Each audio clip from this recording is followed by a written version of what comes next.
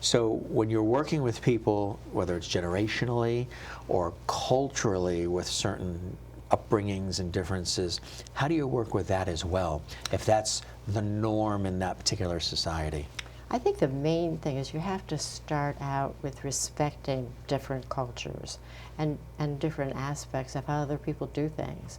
Whether you're a couples therapist working with people from a different culture, or whether you're a country.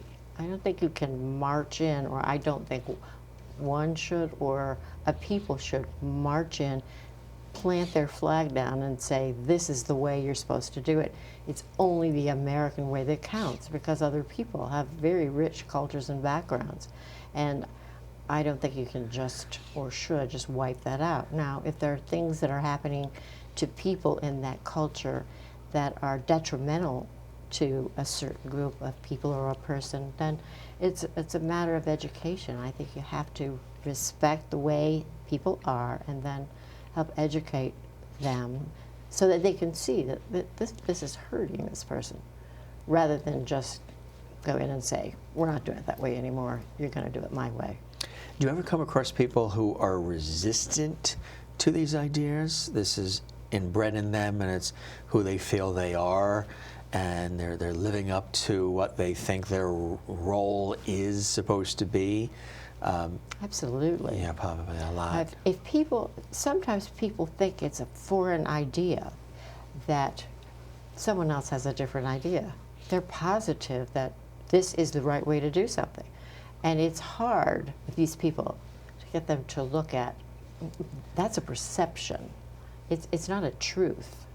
It's just your idea right. of how this or that should be done. But there isn't a truth here. A lot of people, if they didn't experience it, again, you have to experience things to really know them well. If you never have that experience, if, say, your parents didn't allow you to have your own thoughts and they had theirs, then it's just a foreign idea. So that has to be learned with the help of another person, usually. How has social media played a role in exacerbating or just really making what's already there more potent? Well, I think there are several ways, but one example is that I think that misogyny has been really intensified a great deal by YouTube.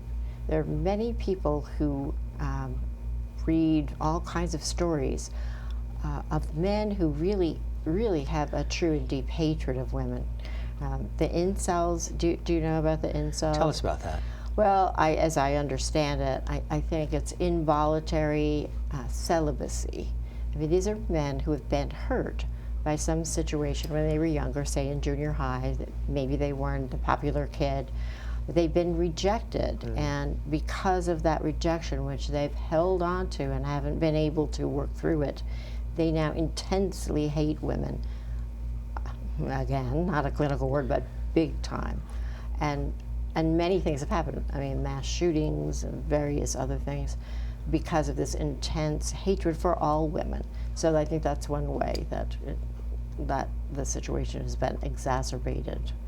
What about, a lot. Obviously, pornography, the consumption of pornography and its correlation to misogyny, or how somebody else is treated based on watching or consuming pornography? Are there connections at all? Absolutely. I think one thing that's quite disturbing that I've learned from my patients is that very young boys are watching these kinds of things. And so one can imagine that they grow up with this idea that the power that men have over women is just the way it is. So if you start watching pornography where males are, now it's not always the case, but when males dominate women, what else are you supposed to think? So children can be like little sponges. They take all those things in, and they can think, well, that's just the way the world is. I have a right to that. So I have a right to be dominant over a woman. So that's what they do. So Yeah. that's one thing I think that is quite disturbing.